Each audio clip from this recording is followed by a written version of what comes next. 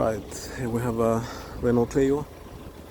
It's a 2019 model, and we're gonna find out where the OBD port location is.